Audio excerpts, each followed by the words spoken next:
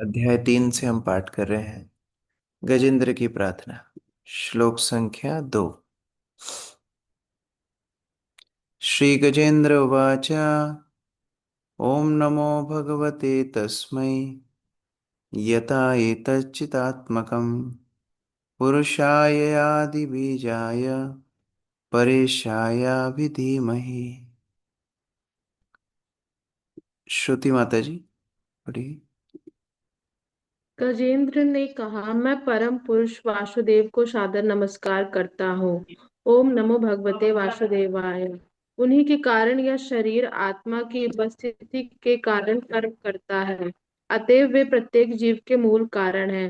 वे ब्रह्म तथा शिव जैसे महापुरुषों के लिए भी पूजनीय हैं और वे प्रत्येक जीव के हृदय में प्रविष्ट हैं। मैं उनका ध्यान करता हूँ। तो यहाँ पर गजेंद्र अपना सारा ध्यान भगवान के ऊपर केंद्रित करके प्रार्थनाएं कर रहे हैं। ओम से सारे वैदिक मंत्र शुरू होते हैं। तो यहाँ पर ओम भगवान को संबोधित करते हैं। शिल प्रभुपाद अपने कई प्रवचनों में बताए हैं कि ओम अर्थात भगवान का ब्रह्म स्वरूप है। तो ओम नमः, नमः अर्थात प्रणाम। तो प्रार्थनाएं शुरू होती हैं ओम अर्थात बीज मंत्र से और नमः अर्थात भगवान को प्रणाम करते हुए। भगवते भगवान, तस्मै कौन से भगवान, यतः एतत् चितात्मकम जिनके उपस्थिति से या जिनके कारण से सारी वस्तुएं चेतन हैं, या जिनकी शक्ति से सारी वस्तुएं चलायमान हैं। पुरुषाय जो सभी वस्तुओं के भोक्ता हैं। आदि बीजाय जो सभी के मूल कारण है। पर ईशाय परमात्मा, पर ईशाय मतलब जो सभी ईश्वरों के भी ईश्वर हैं। ऐसे भगवान का मैं ध्यान करता हूं। तात्पर्य प्रतिभा माता जी। तात्पर्य। इस श्लोक में एक चिन्हात्मक पद पर अत्यंत महत्वपूर्ण है। भौतिक शरीर निश्चय ही भौतिक तत्व से बना हुआ है, किंतु जब मनुष्य को कृष्ण भावनात्मक का ज्ञान हो जाता है तो यह शरीर भौतिक ना रहकर आध्यात्मिक बन जाता है। भौतिक शरीर इंद्रिय भोग के लिए, किंतु आध्यात्मिक शरीर श्री भगवान के दिव्य प्रेममय सेवा में लगा रहता है। जो भक्त भगवान की सेवा में लगकर निरंतर उन्हीं का चिंतन करता है, उसके शरीर को कभी भी भौतिक नहीं मानना चाहिए। इसीलिए आदेश दिया गया है कि गुरु सो नरमति गुरु को कभी भी भौतिक शरीरधारी सामान्य मनुष्य नहीं समझना चाहिए। अच्छते विष्णु शिलाधारी। प्रत्येक व्यक्ति जानता है कि मंदिर का अर्चा विग्रह पत्थर का बना होता है, किंतु यह सोचना अपराध है। अर्चा विग्रह मात्र पत्थर का है। इसी प्रकार गुरु के शरीर को भौतिक अवयव से बना सोचना अपराध है।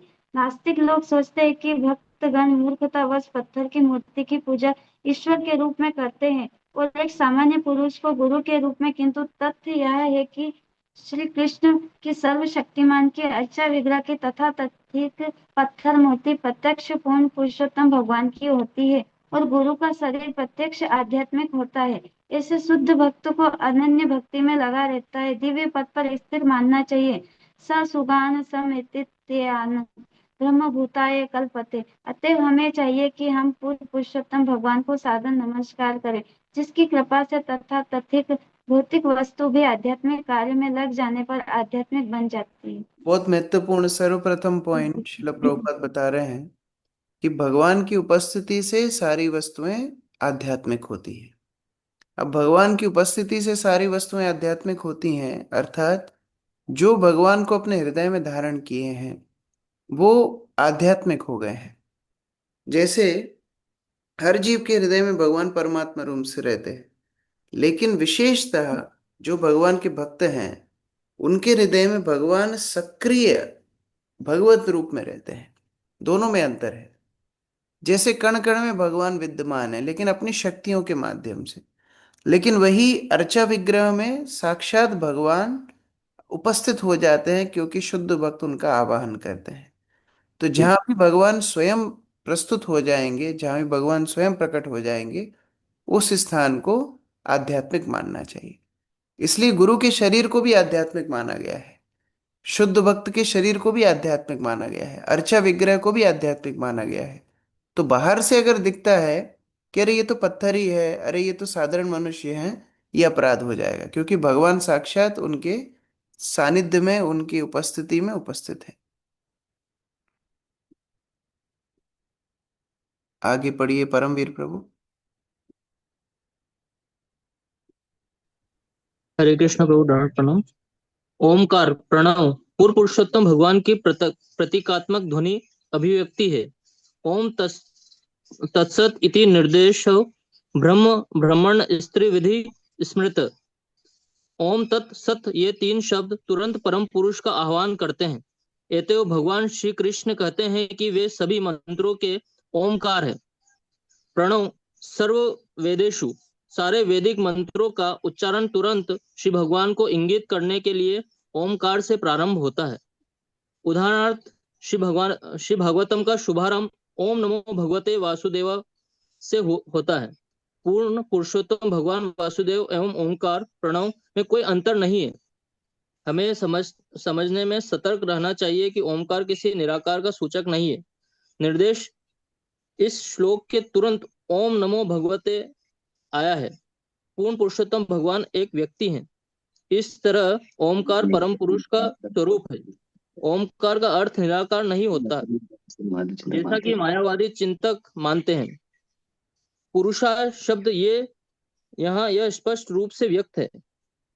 ओमकार से संबोधित परम सत्य परम पुरुष है। वे निराकार नहीं है। यदि वे पुरुष न होते तो वे इस ब्रह्मांड के बड़े बड़े अग्रणी नियामकों को कैसे नियंत्रित करते। यद्यपि ब्रह्मा जी, शिव जी तथा विष्णु इस ब्रह्मांड के सर्वोपरि नियंता है, किंतु भगवान श्री विष्णु को शिव जी तथा ब्रह्मा जी भी नमस्कार करते हैं। इसलिए इस श्लोक में परेशाय शब्द का उपयोग हुआ है, जो यह सूचित करता है कि पूर्ण पुरुषोत्तम भगवान बड़े बड़े देवताओं द्वारा भी आराध्य है। परेशाय का अर्थ है परमेश्वर। ब्रह्मा जी तथा शिव जी ईश्वर का महान नियंता है। ईश्वर यह महान नियंता है, किंतु भगवान श्री विष्णु परमेश्वर अर्थात परम नियंता है। हरे कृष्ण प्रभु। यहाँ पर बता रहे हैं कि ओम नमो भगवते। तो यहाँ पर यद्यपि ओम उच्चारण हो रहा है, लेकिन ओम के साथ भगवते, पुरुषाय, ये सब शब्द सूचक करते हैं कि भगवान निराकार नहीं है। पुरुषाय का अर्थ होता है महापुरुष, अर्थात महाभोक्ता, जो हर वस्तु का आस्वादन करे, जो हर वस्तु का भोग करे। तो यदि भगवान निराकार होंगे तो हर वस्तु का भोग कैसे कर पाएंगे? तो गजेंद्र आकाश में देखते हुए उन पूर्ण पुरुषोत्तम भगवान को पुकार रहा है। वो कोई निराकार शक्ति को मदद के लिए नहीं पुकार रहा है। इसीलिए कोई भी देवी देवता सामने नहीं आ पाए। और परेशाय, ईश अर्थात हमने कल भी चर्चा की थी, परसों, ईश अर्थात ईश्वर, यानी जो कोई ना कोई वस्तु का नियंत्रण करे। लेकिन परेशाय मतलब जो सारी वस्तुओं का नियंत्रण करे, ऐसे केवल पूर्ण पुरुषोत्तम भगवान हो सकते हैं। हमने इस स्कंद के शुरुआत में मनुओं के बारे में पढ़ा। तो मनुओं के अंतर्गत कई देवता कार्य करते हैं। तो उनके ऊपर ब्रह्मा जी हैं, ब्रह्मा जी के ऊपर फिर पुरुष अवतार हैं, और ऐसे अनगिनत ब्रह्मांड हैं। तो बाकी सारे ईश प्रतीक्षा में रहे, क्योंकि यहाँ परेशाय की बात हो रही है, जो पूर्ण पुरुषोत्तम भगवान है। यस्मिनिदं यतश्चेदं येनेदं य इदं स्वयं योऽस्मात् परस्माच्च परस् तं प्रपद्ये स्वयं भुवम्। चित्रा माता जी पढ़िए।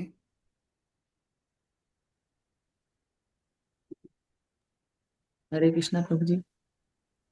भगवान ही वह परम धरातल है जिस पर प्रत्येक वस्तु टिकी हुई है।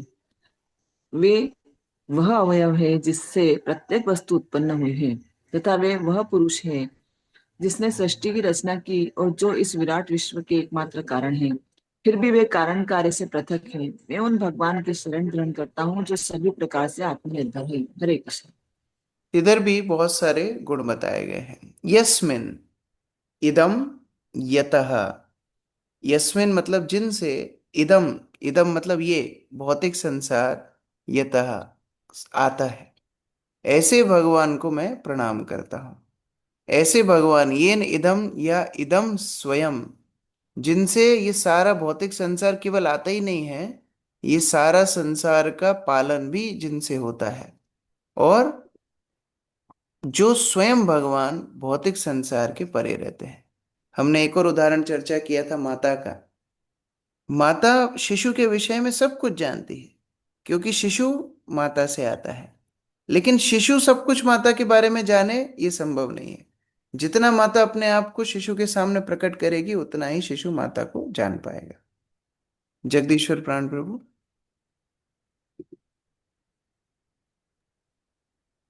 हरे कृष्ण।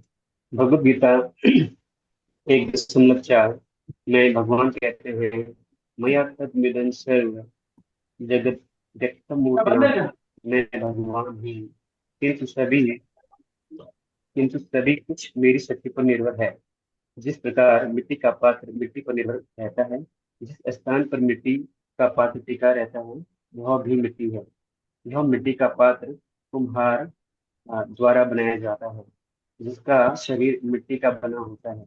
कुम्हार का चाल जिसके मिट्टी का पात्र बनता है, मिट्टी का अंश होता है। और जिस अवयवों से पात्र बनता है, पात्र बना रहता है, वे भी मिट्टी के होते हैं। जैसे कि श्रुति मंत्र में श्रुति मंत्र से पुष्टि होती है, यतो वाम इमानि भूतानि जायते येन जातानि जीवन्ति, यत् प्रत्यक्षाभिषेभिषन्ति। प्रत्येक वस्तु का मूल कारक भगवान है, और संहार होने पर प्रत्येक वस्तु उन्हीं में प्रविष्ट होती है। प्रकृतिम यान्ति मामिकाम। इस तरह परमेश्वर भगवान रामचंद्र या भगवान कृष्ण हर एक हर वस्तु के मूल कारक है। यहाँ पर ईश्वरम मिट्टी पर। के बर्तन का उदाहरण दिया जा रहा है। किस प्रकार मिट्टी के बर्तन जब बनते हैं, कुम्हार मिट्टी को लेकर के आता है और उसी मिट्टी से आकार दे करके कई पात्र बनाता है। उसके बाद अंततः भी मिट्टी के पात्र मिट्टी में ही मिलते हैं टूटने के बाद, जैसे कुल्हड़ इत्यादि हम इस्तेमाल करते हैं। तो भगवान की सृष्टि भगवान की शक्तियों से ही निर्मित होती है, और अंततः भगवान की सृष्टि विलय भी भगवान की शक्तियों में ही होती है। तो मूल कारण हर वस्तु के स्वयं भगवान है। मानो गजेंद्र अपनी परिस्थिति में भी भगवान का दर्शन कर पा रहा है। ये भी बहुत महत्वपूर्ण बात है कि हमारी परिस्थितियों में हम भगवान का दर्शन कर पाते हैं कि नहीं। कब हम दूसरों को दोष देते हैं या दूसरों को हम लोग क्रेडिट देते हैं, लेकिन वास्तव में हर वस्तु के मूल कारण स्वयं भगवान है। हरि ओम प्रभु।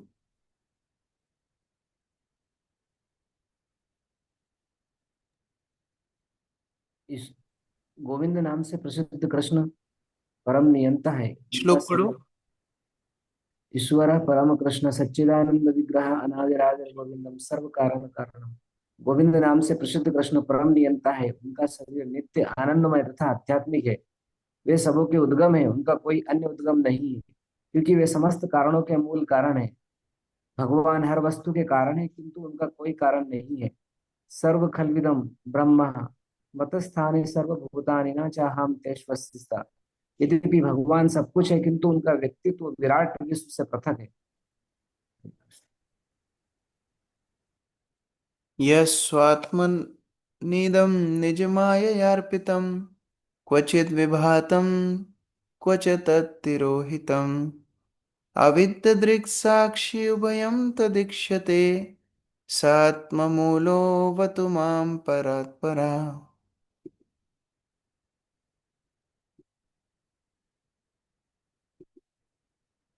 दीपिका माता जी पढ़िए। भगवान अपनी शक्ति के विस्तार द्वारा कभी इस दृश्य जगत को व्यक्त बनाते और कभी इसे अव्यक्त बना देते हैं। वे सभी परिस्थितियों में परम कारण तथा परम कार्य फल प्रेषक तथा साक्षी दोनों हैं। इस प्रकार वे सभी वस्तुओं से परे हैं। ऐसे भगवान मेरी रक्षा करें। तो यद्यपि भगवान सभी वस्तुओं के स्रोत और सभी वस्तुओं के कारण है, लेकिन उनमें लिप्त नहीं होते। ये गजेंद्र का तीसरा पॉइंट है। किस प्रकार से वास्तव में सारी वस्तुएं भगवान द्वारा ही निर्मित होती हैं, सारी वस्तुएं भगवान द्वारा ही प्रलय होती हैं, लेकिन इन सभी परिस्थितियों से विलग रहते हैं भगवान, स्वतंत्र रहते हैं भगवान, परे रहते हैं भगवान। सुजाता माता जी। तात्पर्य। पूर्ण पुरुषोत्तम भगवान की शक्तियां अनेक हैं। परास्य शक्तिर विविधैः व श्रूयते।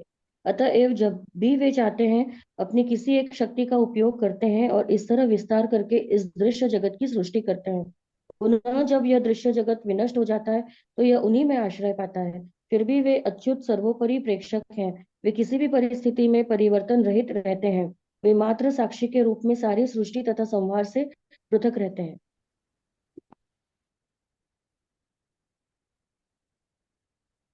कालेन पञ्चत्वमितेषु कृष्णशो लोकेषु पालेषु च सर्वहेतुषु तमस्तदासे गहनं गभीरं यस्तस्य पारे विवराजते विभु।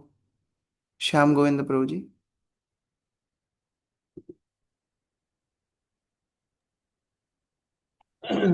काल क्रम से ये जब लोगों तथा उनके निर्देशक एवं पालकों समेत ब्रह्मांड के सारे कारणों का संहार हो जाता है तो गहन अंधकार की स्थिति आती है, किंतु इस अंधकार के ऊपर भगवान रहते हैं। मैं उनके चरण कमलों की शरण ग्रहण करता हूँ।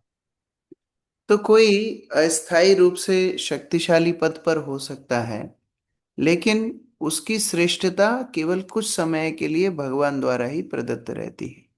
जब समस्त ब्रह्मांड नष्ट हो जाता है, प्रलय हो जाता है, उसके अंधकार के परे भी भगवान का अवस्थान यथारूप रहता है।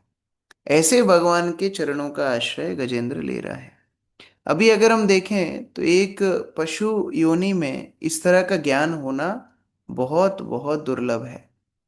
तो एक तो पिछले जन्मों में की गई भक्ति आज स्मरण आ रही है गजेंद्र को, लेकिन साथ ही साथ पिछले श्लोकों में हमने देखा कि भगवान स्वयं गजेंद्र को चेतना दे रहे हैं, भगवान स्वयं गजेंद्र को ज्ञान दे रहे हैं उनको प्रार्थनाएं करने के लिए। तो प्रार्थनाएं करने की शक्ति भी भगवान से आती है। जब कोई गंभीर रूप से भगवान को प्रार्थना करना चाहता है, बहुत सिंसियरली भगवान को समर्पण करना चाहता है, तो भगवान उसको शक्ति देते हैं प्रार्थना करने के लिए। उदाहरण है स्वयं ध्रुव महाराज। छोटे से बालक हैं, भगवान प्रकट होते हैं और भगवान उनको अपना शंख स्पर्श करते हैं। वो शंख स्पर्श करने से उनके अंदर सारा वैदिक ज्ञान आ जाता है। तो भगवान के स्पर्श मात्र से ध्रुव महाराज को सारा ज्ञान आया और वो स्पर्श मात्र से सारे के सारे वैदिक ज्ञान ध्रुव महाराज के अंदर आ गए और तब उन्होंने भगवान को प्रार्थना की। तो इस प्रकार से हम देख सकते हैं कि प्रार्थना करने की शक्ति भी भगवान से आती है। तात्पर्य अर्जुन प्रभु। तात्पर्य। वैदिक मंत्रों से हमें पता चलता है कि पूर्ण पुरुषोत्तम भगवान सबके ऊपर है। वे ब्रह्मा तथा शिव समेत समस्त देवताओं से ऊपर सर्वश्रेष्ठ हैं। वे परम नियंता है। जब उनकी शक्ति के प्रभाव से हर वस्तु अदृश्य हो जाती है तो विराट जगत में घना अंधकार छा जाता है।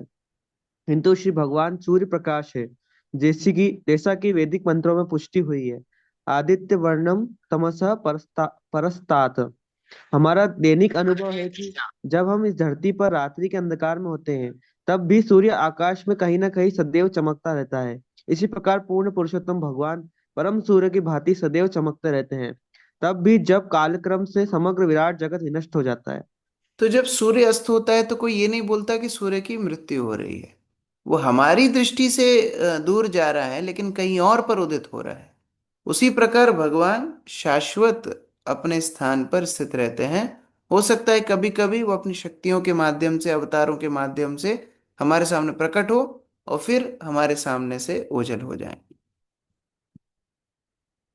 न यस्य देवा ऋषयः पदं विदुर्जन्तुः पुनः को रति गन्तुमिर्हितुम् यथा नटस्याकृतिभिर्विचेष्टितो दुरत्ययानो क्रमणः समावतु।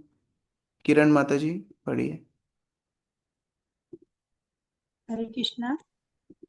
आकर्षण वेशभूषा से ढके रहने तथा विभिन्न प्रकार के गतिविधि से बचने के कारण रंगमंच के कलाकार को श्रोता समझना नहीं पाते। इसी प्रकार परम कलाकार के कार्य तथा स्वयंभू स्वरूपों के बड़े बड़े मुनि या देवतागण भी नहीं समझ पाते, और निश्चय ही बुद्धिहीन तो तनिक भी नहीं समझ पशु के तुल्य है। ना तो देवता तथा मुनि, ना ही बुद्धिहीन मनुष्य श्री भगवान को स्वरूप को समझ सकते हैं, और ना ही वे उनकी वास्तविक तिथि को अभिव्यक्त कर सकते हैं। ऐसे पूर्ण पुरुषोत्तम भगवान मेरी रक्षा करें। हरे कृष्ण। तो ऐसे भगवान की क्रियाकलाप समझना भी बहुत बहुत बहुत मुश्किल है, वास्तव में असंभव है। कुंती महारानी भी अपनी प्रार्थनाओं में बोलती हैं कि जैसे एक बहुत निपुण कलाकार जब अपने कला का प्रदर्शन करता है, कोई नाट्य करता है, तो उस नाट्य के पीछे कौन कलाकार है उसको समझना मुश्किल हो जाता है, क्योंकि उसका मेकअप, उसका रूप, उसका ढंग, उसकी अभिनय, ये सब के पीछे उसके व्यक्तित्व को पहचानना मुश्किल हो जाता है। ऐसे ही भगवान जब अपने कार्यकलाप करते हैं तो सामान्य व्यक्ति की तो बात छोड़ दीजिए, बड़े बड़े देवतागण मुनिगण भी उनको समझने में फेल हो जाते हैं। उदाहरण क्या है? ऐसे कोई उदाहरण याद आ रहे हैं आपको कि बड़े बड़े मुनिगण देवता भी भगवान की लीलाओं को समझ नहीं पाते? ब्रह्म ब्रह्मा ब्रह्मा जी जी का का है है जब जब वो वो ब्रह्मा जी ब्रह्मा जी का है ब्रह्मा जी विमोहित हो जाते हैं, इंद्र विमोहित हो जाते हैं, इंद्र और कोई? शंकर जी। शंकर जी मोहिनी रूप को देख करके मोहित हो जाते हैं, और नारद मुनि प्रभु जी। नारद मुनि रामचंद्र लीला में विमोहित हो जाते हैं, और दुर्वासा ऋषि। दुर्वासा ऋषि हो माता जाते हैं। Very good. माता माता सती भी हो जाती माता है। पार्वती। हाँ, माता माता सती हो जाती हैं। वो सोचती हैं कि अरे ये कैसे अपने पत्नी के लिए विलाप कर रहा है, ये कैसे हाँ। भगवान हो सकता है। तो इस तरह से कई कई दृष्टांत आते हैं जहाँ बड़े बड़े देवता भी भगवान को नहीं समझ पाते। तो हमारे जैसे साधारण व्यक्ति कहाँ भगवान को समझ पाएंगे? तो गजेंद्र मानो भगवान को ये बोल रहा हो कि बाह्य दृष्टि से अगर कोई मेरी परिस्थिति को देखे तो ये सोचेगा कि देखो मेरे ऊपर कितना बड़ा कष्ट आया है, लेकिन वास्तव में आपके कार्यकलापों को समझना हमारे जैसे क्षुद्र व्यक्तियों की संभावना ही नहीं है, शक्ति ही नहीं है, क्योंकि आप जो भी करते हो वो जीवों के ऊपर अनुकंपा करते हो। तो ये कृतज्ञता हमारे अंदर होना बहुत आवश्यक है, और ये समझना भी बहुत आवश्यक है कि हम सब कुछ नहीं समझ सकते। हम लोग कई बार ये पकड़ करके बैठ जाते हैं कि हमारे जीवन में ऐसा क्यों वैसा क्यों, सारी चीजें हम नहीं समझ सकते। जैसे छोटे बच्चे होते हैं, छोटे बच्चे माता पिता के सारे कार्यकलाप नहीं समझ पाते। कब माता पिता ज्यादा उनसे कठोर हो रहे हैं, कब माता पिता उनको जबरदस्ती सिखाने के लिए स्कूल में छोड़ करके आते हैं, बच्चा बहुत रोता है फिर भी माता पिता छोड़ करके आते हैं। क्यों? बच्चे को लग सकता है कि अरे माता पिता चाहते हैं कि मैं दुखी रहूं, देखो मुझे रोता हुआ छोड़ करके स्कूल में जा रहे हैं। लेकिन माता पिता को पता है ये स्कूल में छोड़ के नहीं जाएंगे तो ये कभी पढ़ाई नहीं करेगा। उसी तरह से भगवान कई बार सुख देते हैं, कई बार दुख देते हैं, लेकिन उस पूरे प्रयोजन का अभिप्राय क्या है ये समझना हमारी समझ से परे है। और भगवान के व्यक्तिगत लीलाओं, ये तो हमारे जीवन में जो हो रहा है उसकी बात हुई, और भगवान की व्यक्तिगत लीलाओं को समझना ये तो बुद्धि बुद्धि के परे ही है। इसलिए भगवान का एक और नाम है अधोक्षज। उनको भौतिक इंद्रियों से समझना असंभव है। तात्पर्य राजीव प्रभु। ऐसी ही बात कुंती देवी ने अभिव्यक्त की थी। भगवान सर्वत्र भीतर बाहर विद्यमान है, यहाँ तक कि वे हृदय के भीतर भी विद्यमान रहते हैं। सर्वस्य चाहम हृदय सन्निविष्टो ईश्वर सर्वभूतानां हृदय अर्जुन तिष्ठति। इस प्रकार यह सूचित किया गया है कि भगवान को प्रत्येक हृदय में ढूंढा जा सकता है। अनेकानेक योगी उन्हें पाने का प्रयत्न करते हैं। ध्यान अवस्थित तद्गतेन मनसा पश्यन्ति यम योगिनः। फिर भी बड़े बड़े योगी देवता संत तथा मुनि न तो उस महान कलाकार के स्वरूप को समझ पाए, न ही उनकी गतियों का अर्थ समझ पाए। तो फिर इस जगत के सामान्य चिंतकों तथाकथित दार्शनिकों के विषय में क्या कहा जा सकता है? उनके लिए उन्हें समझ पाना असंभव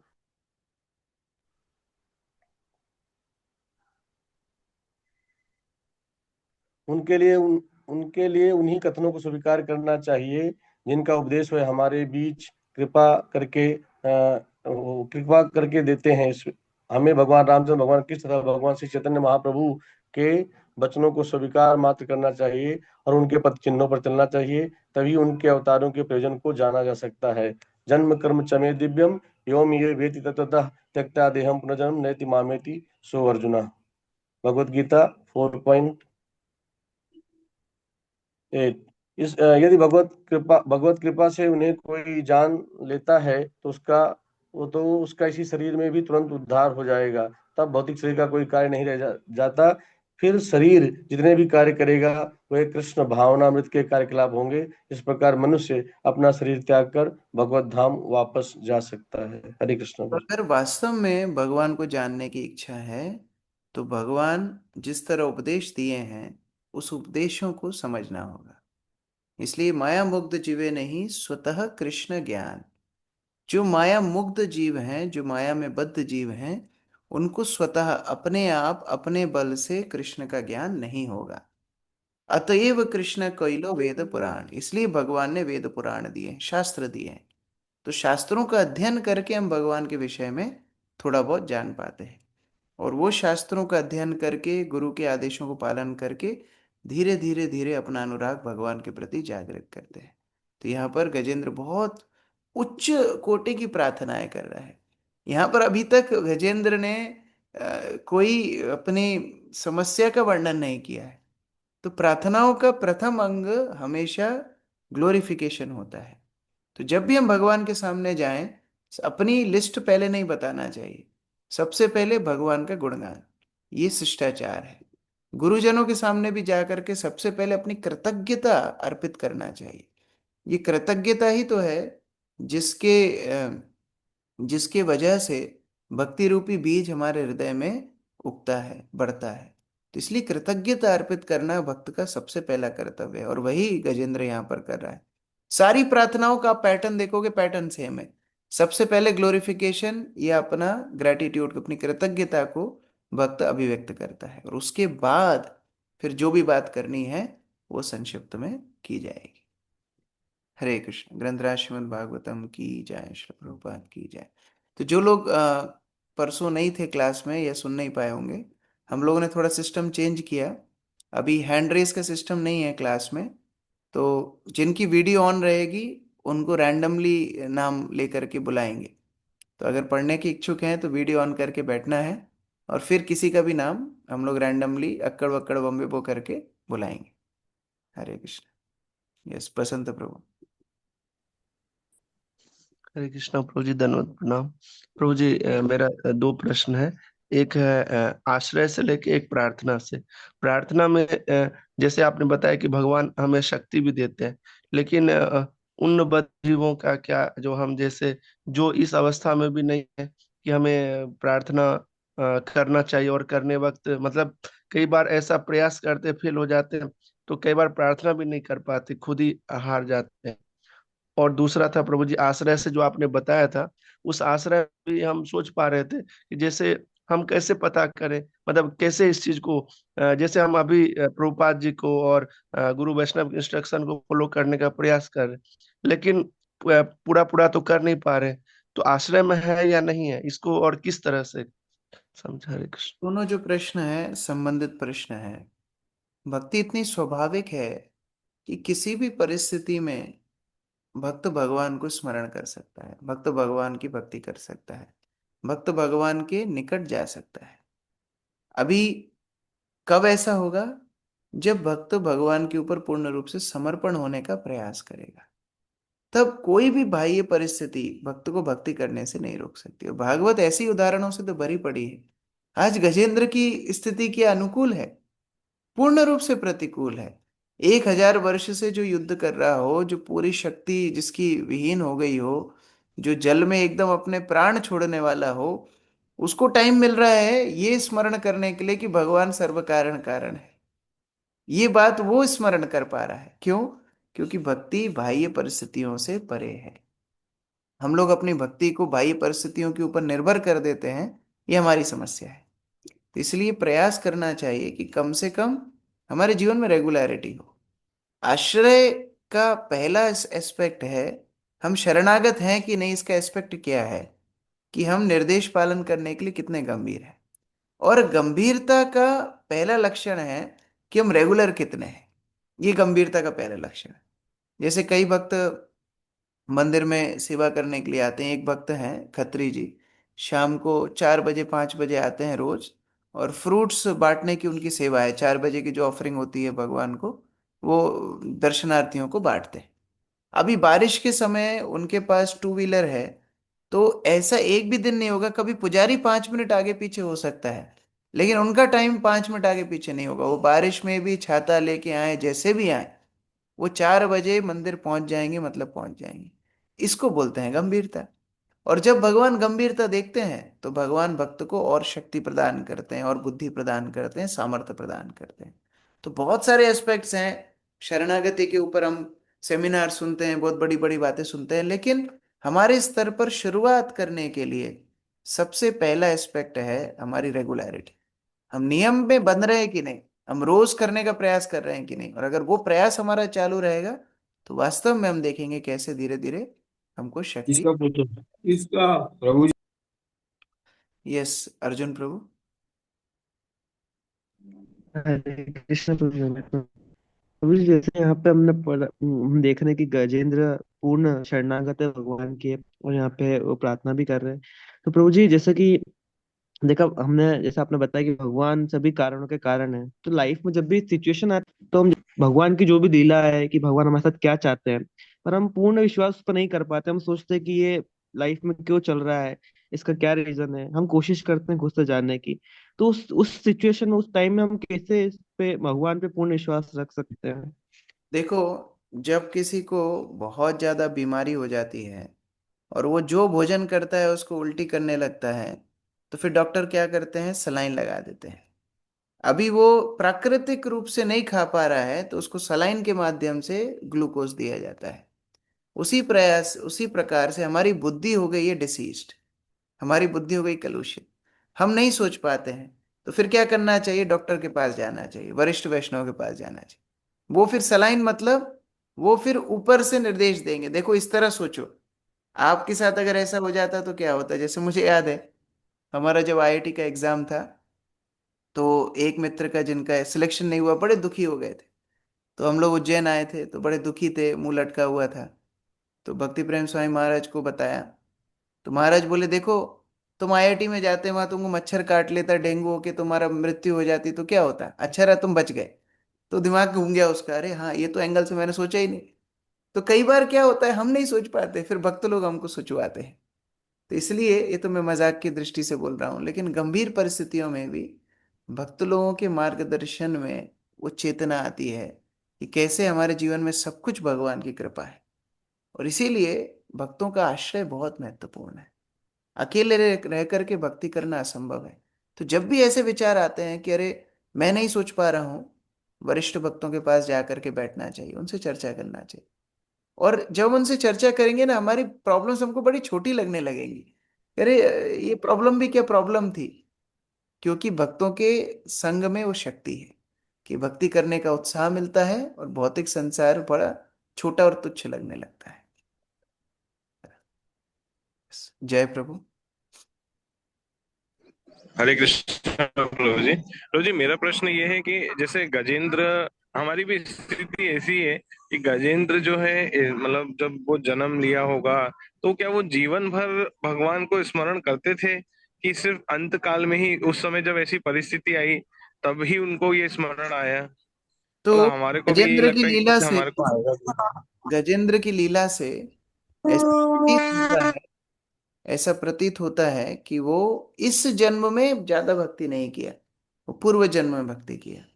और इस जन्म में जब समस्या में पड़ा तो वो भक्ति उदित हो गई, वो स्मरण आ गई। तो भूल गया था अहंकार में, शक्ति में, वैभव में, विलास में, त्रिकुट पर्वत के चोटियों में, तो वो सब कुछ भूल गया था। लेकिन जब परिस्थिति प्रतिकूल हुई बाह्य रूप से, तब पुरानी भक्ति स्मरण आई। तो कई बार झटका भी भगवान को देना पड़ता है।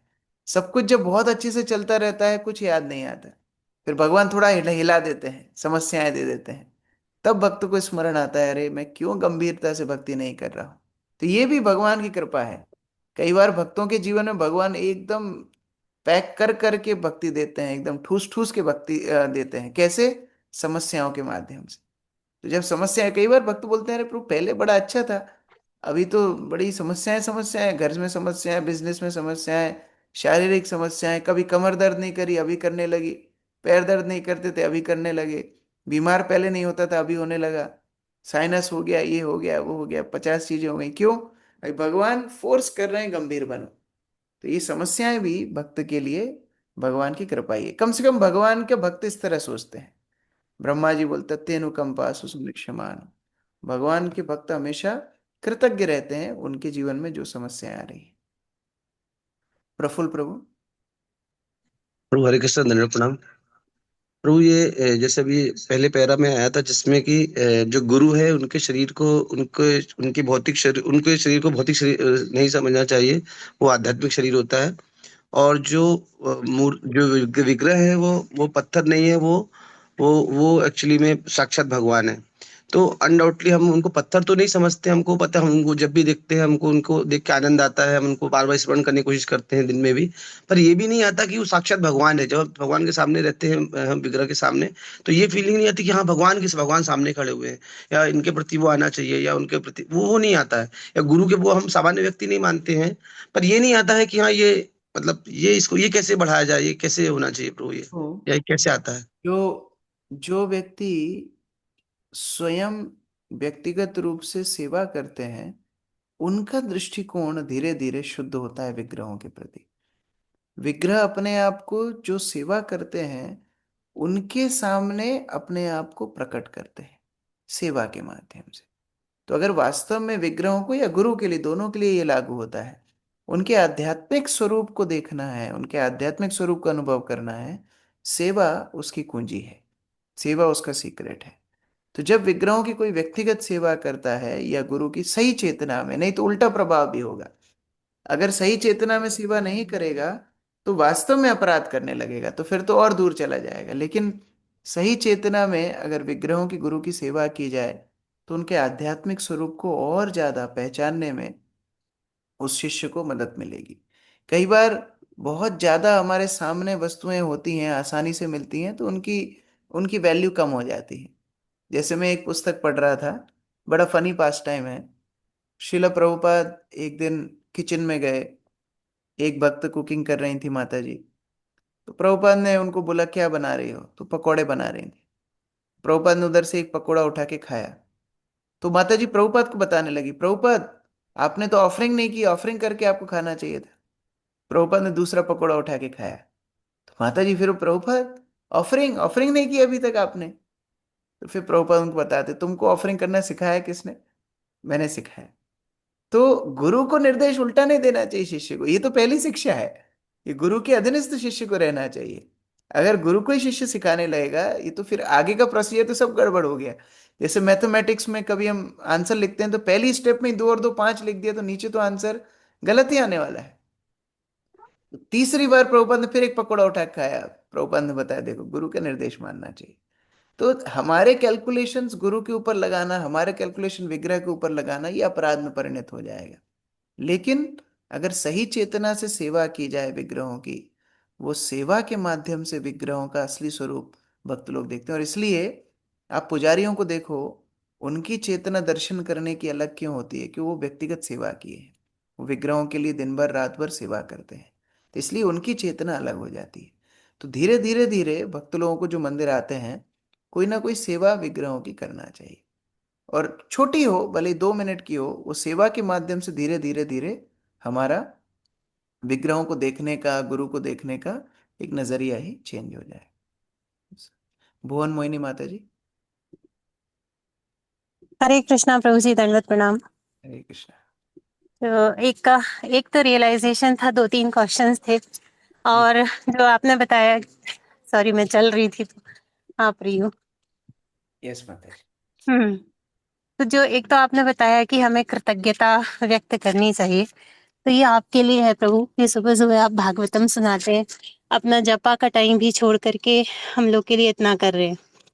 सो थैंक यू सो मच प्रभु। और जैसे मेरी रीडिंग हो रही है। Thank you. और और दूसरा क्वेश्चन ये था कि पहले तो ये कि मुझे ये समझ में आया, मत्तः स्मृति ज्ञान अपोहनम च, ये गजेंद्र पढ़ने से, गजेंद्र मोक्ष पढ़ने से, कि भगवान जो है हमें स्मृति दिलाते हैं, विस्मृति दिलाते हैं। तो पहले ये सोचते थे कि भगवान विस्मृति क्यों दिलाते हैं, पर अभी ये समझ में आ रहा है कि जो चीजें हमारे काम की नहीं है भगवान उसको विस्मृत कर देते हैं। लाइक पिछले जन्म में क्या हुआ या उसके पिछले जन्म में क्या हुआ, ये जानना इतना आवश्यक नहीं है, तो भगवान वो हमें याद नहीं रख पाते, है ना। या पिछले जन्म में हमने पीएचडी की थी, तो वो ज्ञान हमें याद नहीं रहता क्योंकि वो हमारे लिए आवश्यक नहीं है, लेकिन हमारे हमको वो याद रहती है भक्ति जो हमारे लिए एक्चुअली आवश्यक है। तो अब ये बात समझ में आई। और क्वेश्चन ये था प्रभु जी कि सच्चिदानंद विग्रह जब भगवान को बोलते हैं, तो ऐसे हमें अर्थ पता है, सत्य यानी इटर्नल, चित यानी नॉलेज, आनंद यानी ब्लिस, पर इसको थोड़ा ब्रीफ, मतलब इसको थोड़ा समझा सकते हैं, ब्रीफली नहीं, थोड़ा अच्छे से समझा सकते हैं। देखिए, आध्यात्मिक संसार को समझने के लिए भौतिक संसार एक माध्यम बन सकता है, तो उल्टा समझना हमारे लिए ज्यादा आसान होता है। जैसे भगवान गीता में जब अपने आध्यात्मिक संसार का वर्णन करते हैं तो उल्टा समझाते हैं, ना तद भाष्यते सूर्यो ना शशंको न पावकः। उससे जल्दी समझ में आता है कि भौतिक संसार देखो अंधकारमय है, यहाँ पर लाइट जलानी पड़ती है, सूर्य का प्रकाश जरूरी है, चंद्रमा का प्रकाश जरूरी है, तो मेरे धाम में इनकी आवश्यकता नहीं होगी। मतलब मेरा धाम धाम हमेशा तेजोमय है, हमेशा अंधकार से परे है। उसी तरह भगवान का सच्चिदानंद विग्रह समझना है तो हमारे शरीर के विपरीत हमको समझना है। मतलब हमारा शरीर असत है, मरता है, हर क्षण मरता है, हर क्षण बूढ़ा हो रहा है, व्याधिग्रस्त हो रहा है। इसका अर्थ है भगवान ठीक इसके विपरीत हैं, कभी व्याधिग्रस्त नहीं होते, कभी मरते नहीं, हमेशा अमर रहते हैं। उल्टा हम समझ सकते हैं। फिर अचित, अचित अर्थात हम अज्ञानमय हैं। जैसे अभी विस्मृति की बात आ रही थी, वो तो है ही, लेकिन अपने स्वरूप से अनजान है, अपनी प्रकृति से अनजान है, हमारे शरीर में क्या घटित हो रहा है उससे भी अनजान है, हमारे आसपास में क्या घटित हो रहा है उससे भी अनजान है। तो जितना हम अविद्या में पड़े हुए हैं उसके ठीक विपरीत भगवान है, जो सब बातें जानते हैं, जो सर्वज्ञात है, ऑल कॉग्निजेंट जिसको बोलते हैं। और तीसरा निरानंद, निरानंद अर्थात कैसे ये शरीर हमेशा दुख का आगार है। जैसे गुरु महाराज बताते भी थे कि हर एक एक अंग ये शरीर का बना ही इसलिए कि हमें कष्ट दे। इसको आनंद देने के बहुत कम तरीके हैं, लेकिन कष्ट देने के अनगिनत तरीके हैं, क्योंकि एक इंस्ट्रूमेंट है कष्ट प्राप्त करने का।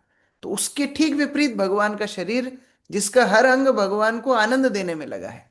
भौतिक संसार में आनंद क्या है, कष्ट ना हो, इसको हम आनंद बोलते हैं, लेकिन भगवान का हर शरीर भगवान को आनंद देने में लगा हुआ है। इसका हम कल्पना कर सकते हैं अपने शरीर से तुलना करके, कि जैसे विपरीत रूप में हमारा शरीर हमेशा कष्ट देने में लगा है। तो ये हमारे लिए ज्यादा आसान होता है बजाय कि सीधा सीधा समझने के। तो प्रभु जी क्वेश्चन थोड़े लंबे से जैसे भगवान जो है हम उनको बोलते हैं कि वो सच्चिदानंद विग्रह है, तो वो ऐसा है क्या कि जैसे हमारा ये शरीर, भौतिक शरीर की बात कर रहे हैं, पृथ्वी जल अग्नि वायु आकाश का बना है, तो इन तत्वों का बना है, तो ये सच्चिदानंद ये तत्व है क्या है, मतलब ये नहीं, भगवान की? ये हाँ, लक्षण है, ये लक्षण है। लक्षण। भगवान का शरीर वास्तव में आध्यात्मिक है। आध्यात्मिक मतलब आत्मा, जिस हाँ, जिस स्फुलिंग आत्मा हम हैं, जिससे हमारा शरीर चलायमान है, भगवान का पूरा शरीर ही आध्यात्मिक है। तो ये नहीं कि सच्चिद आनंद ऐसे इंग्रेडिएंट्स है जिससे भगवान का शरीर बना, नहीं, वो लक्षण है। लेकिन भगवान बने हैं कैसे, आध्यात्मिक तत्व से। अब ये आध्यात्मिक तत्व क्या है, आध्यात्मिक तत्व मतलब जो चेतन है। अब इसको समझना जड़ पदार्थों को समझने से थोड़ा कठिन है, क्योंकि जड़ पदार्थ तो हमको दिखते हैं कि हाँ ये हमने आटा डाला, ये हमने पानी डाला, थोड़ा हमने नमक डाला, गूथा, ये रोटी का आटा तैयार हो गया, ये इस तरह से हमने रोटी का आटा बना लिया, ये तो हमको दिखते हैं। लेकिन आध्यात्मिक तत्व क्या है, ये सूक्ष्म तत्व है। इसको हम लोग बाह्य ऐसे कल्पना में नहीं समझ सकते कि हाँ ये तत्व होंगे, इनसे मिलके भगवान का शरीर बना होगा, नहीं। वो आध्यात्मिक हम्म तत्व है। जैसे फॉर एग्जाम्पल, जैसे कोई व्यक्ति ऑनलाइन अमेजन पर ऑर्डर करता है, सॉफ्टवेयर पर उसने ऑर्डर किया और हमारे डोर डिलीवरी पे बड़ा सा पैकेज आ गया। तो अभी वो पैकेज कैसे आया? सॉफ्टवेयर के माध्यम से आया। तो सॉफ्टवेयर, अगर हम थोड़ी देर के लिए कल्पना करें, आध्यात्मिक है और हम्म पैकेज भौतिक है, तो वो सॉफ्टवेयर के माध्यम से वो हार्डवेयर आ गया, वो फिजिकल एंटिटी आ गई। उसी तरह भगवान का शरीर आध्यात्मिक है और उनके आध्यात्मिक शरीर से ये भौतिक पदार्थ जागृत हुए। तो उनके वो हम्म सॉफ्टवेयर के अंदर पैकेट नहीं पड़ा हुआ था, लेकिन सॉफ्टवेयर के माध्यम से पैकेट आया। उसी तरह हम्म भगवान के शरीर में ये तत्व नहीं है। भगवान आध्यात्मिक है, लेकिन हम्म भगवान के शरीर के माध्यम से बाकी सारे उपादान, हम लोग जितने 24 तत्व देखते हैं भौतिक संसार में, वो सब हम्म प्रकट हम्म। होते हैं उस तरह। तो प्रभु, भगवान जो आध्यात्मिक है तो उसको कोई तत्व नाम ऐसे दे सकते हैं? कुछ ऐसे आध्यात्मिक नाम है? नहीं, ऐसे कुछ नाम नहीं है। भगवान का शरीर ही आध्यात्मिक है। वो आध्यात्मिक हम्म तत्व है। जैसे मैंने सॉफ्टवेयर का नाम लिया, अब सॉफ्टवेयर को आप ये नहीं बता सकते कि इसमें दो पिन लगी हैं, दो कीबोर्ड लगे हैं, नहीं। वो सॉफ्टवेयर इज आध्यात्मिक, और हम्म उससे फिर हम लोग को फिजिकल चीजें मिल रही हैं। तो ये अंतर है भौतिक और आध्यात्मिक के। भौतिक संसार में देखो, जैसे एक टेप रिकॉर्डर है। टेप रिकॉर्डर हम्म एक फिजिकल एंटिटी है जिसमें से सूक्ष्म वस्तु निकल रही है। लेकिन हम्म इसका ठीक विपरीत आध्यात्मिक संसार है, जहाँ सूक्ष्म वस्तु से स्थूल वस्तु निकलती है। यहाँ भौतिक संसार में हम्म स्थूल से सूक्ष्म, लेकिन आध्यात्मिक संसार में सूक्ष्म से स्थूल। ये अंतर हम्म। है उसका। और प्रभु जी, जैसे ये है कि भगवान सच्चिदानंद विग्रह है, फिर परमात्मा को बोला सच्चित, और जो ब्रह्म ज्योति है उसको बोला सत्य। तो लेकिन जब हम ये पढ़ते हैं कि भगवान के नाम रूप गुण लीला उनमें कोई अंतर नहीं है, सब बराबर है, तो परमात्मा भी सच्चिदानंद है और ब्रह्म ज्योति भी सच्चिदानंद है। वास्तव केवल में हम अनुभव कर हाँ, पाते हैं ब्रह्म वो अपने ज्योति में आप सत्य का। वो अपने आप को प्रकट उतने सीमित रूप से कर रहे हैं, लिमिटेड वर्जन हाँ, है। लेकिन वो तो है उनमें सब। हाँ, पूरा है। भगवान के कोई भी हम्म रूप, अद्वैतम अच्युतम हम्म अनादिम अनंत रूपम, सारे हम्म रूप एक जैसे हैं। हम्म। लेकिन वो उस रूप में अपने आप को प्रकट उतना सीमित कर रहे हैं। और यही हाँ, यही सिद्धांत तो अवतारों यही इसको सिद्धांत हम ऐसे। अवतारों पर भी होता है। जैसे हम्म अवतार हैं, हम लोग कई बार अपनी भाषा में प्रवचन में बोल देते हैं, अरे राम अवतार छोटा अवतार है। ये अपराध है। हम्म वास्तव हम्म में सारे अवतार एक जैसे हैं, लेकिन वो अपनी हम्म उस लीला में, उस पर्टिकुलर अवतार में उतने ही गुण प्रदर्शित कर रहे हैं जितना उस लीला हम्म, के उपयोगी है। अर्थात भगवान हाँ, के सारे रूप समान हैं, लेकिन हम्म। उस स्थिति में, उस अवतार में, उस अपने रूप में उतना ही अपने गुणों को प्रकाशित कर रहे हैं उस तरह।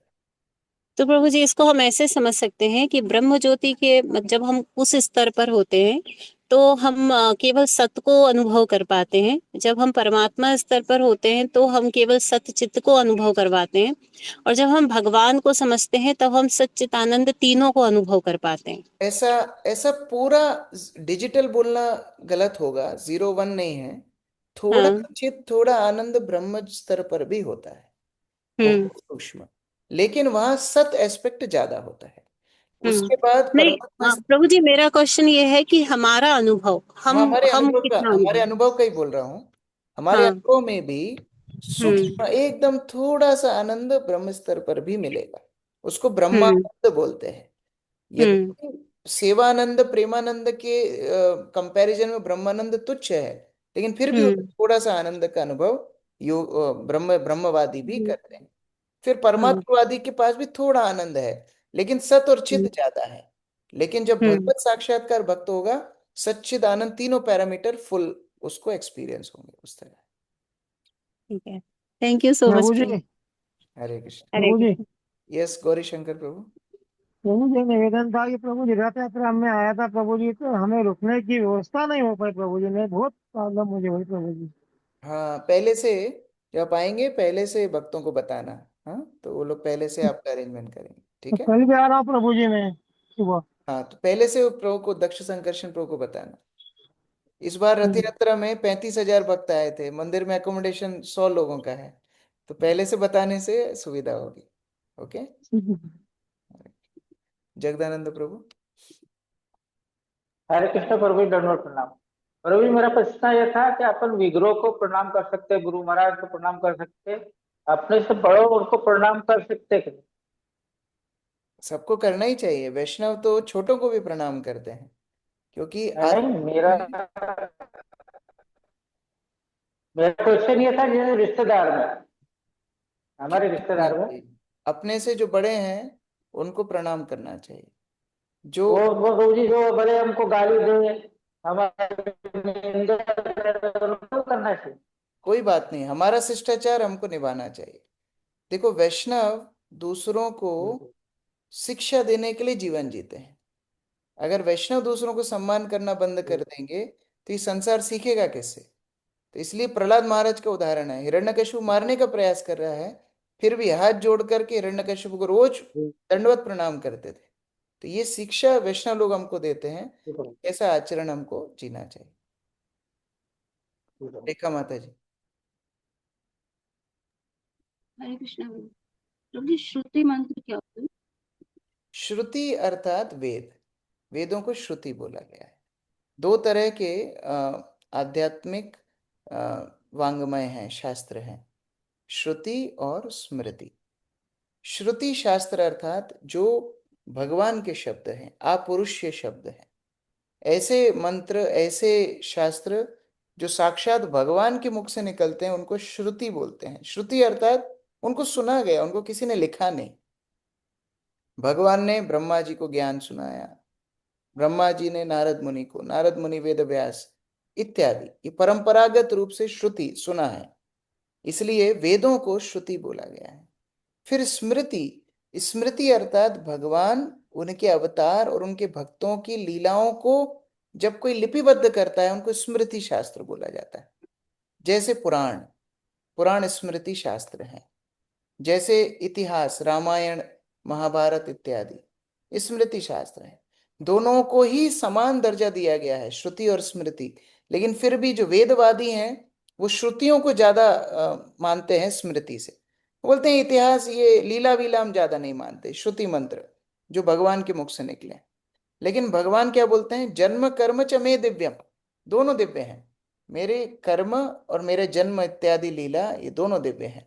तो इसलिए श्रुति स्मृति दोनों को दिव्य माना गया है। लेकिन अगर हम एकदम अंतर पर ही अड़ जाएं कि अंतर क्या है, तो श्रुति अर्थात जो वेद मंत्र भगवान के मुख से निकले हैं, और स्मृति जो भगवान की लीलाओं का वर्णन साधु जन करते हैं, संहिता आ गई, उपनिषद आ गए, पुराण आ गए, इनको फिर स्मृति माना गया है।